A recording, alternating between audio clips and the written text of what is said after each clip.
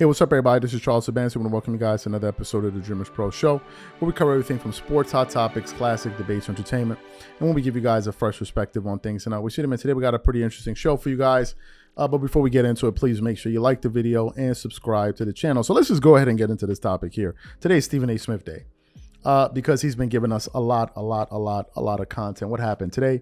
Came across a show that he dropped from his podcast, about an hour and 40-minute show. It was pretty long.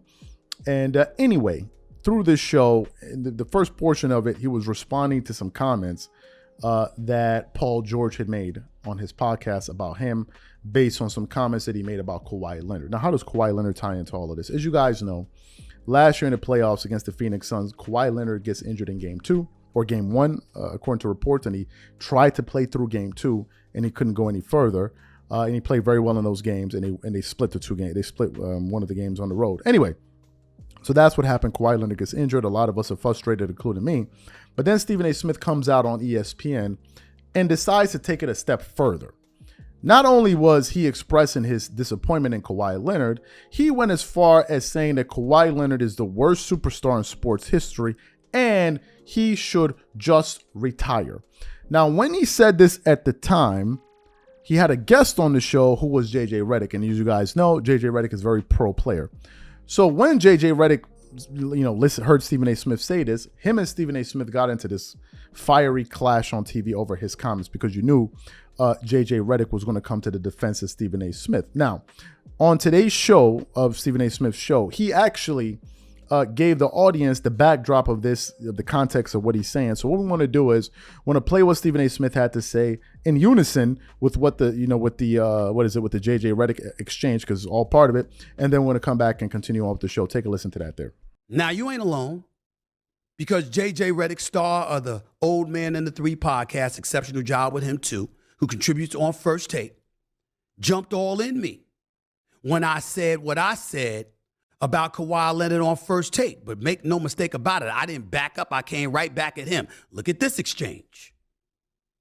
I mean this in the nicest way possible to both of you, but listening to each of you right now, it's very obvious that you've played zero high-level basketball, and you do not understand the requirements of doing that. Understand the frustration with the load management issue. What we're talking about here, and questioning his injury, and you say, I'm not questioning his injury. You just said we saw Paul George get hurt. We didn't see Kawhi get hurt. Let's give the guy some credit. JJ Redick, first things first. You talked about it's very obvious that we didn't play high-level basketball. Newsflash, in this case especially, I don't have to. I've been covering the NBA since you were 8 years old. You think we make this up?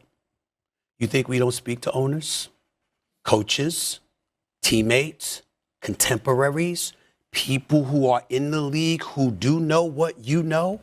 Tony Parker is a champion. When he was in San Antonio, he questioned Kawhi Leonard. That is a fact. Look it up. It's in the archives, okay? You have several people who have looked at Kawhi. We know nobody's questioned his work ethic. Nobody has questioned how much he cares. Nobody has questioned what a dog he is when it comes to playing big-time basketball in big-time moments. But he is clearly unreliable because of his health. But he's never unreliable when it comes to getting to the negotiating table and getting every penny that he deserves. That was our exchange. JJ Redick, former player, now an exceptional basketball analyst for the network at ESPN.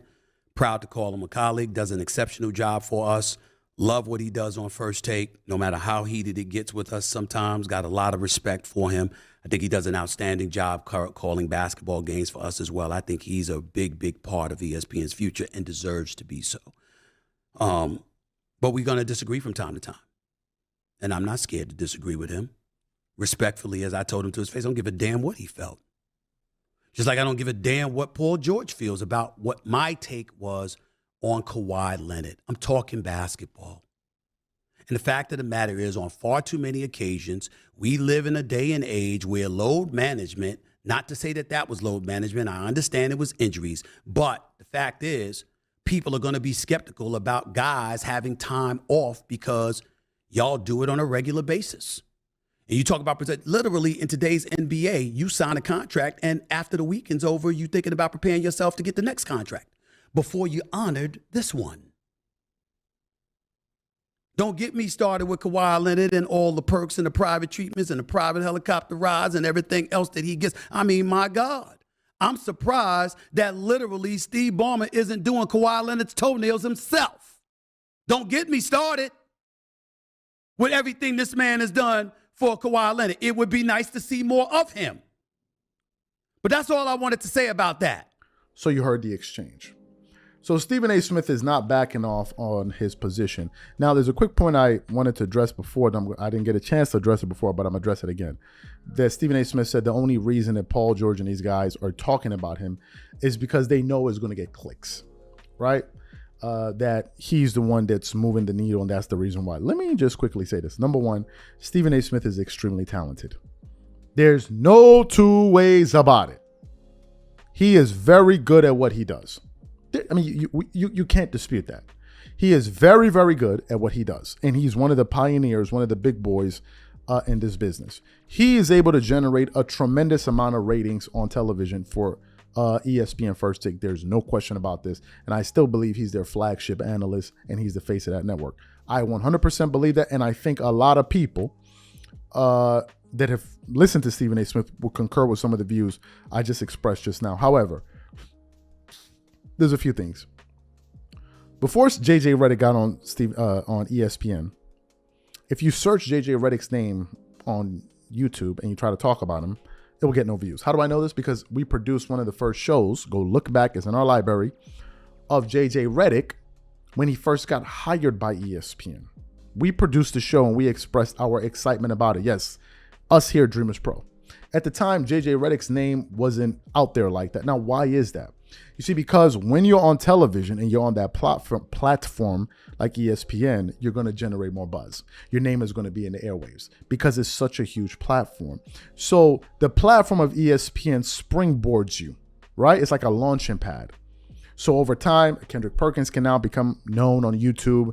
JJ Redick can be known on YouTube. And it's the same effect for Stephen A. Smith. Does it mean that these guys are not talented? Does it mean that Stephen A. Smith is not talented? Absolutely not. But don't get it twisted. If Stephen A. Smith wasn't working at ESPN every single day with all of his talent, if you start talking about him on a daily basis, it won't be as popular.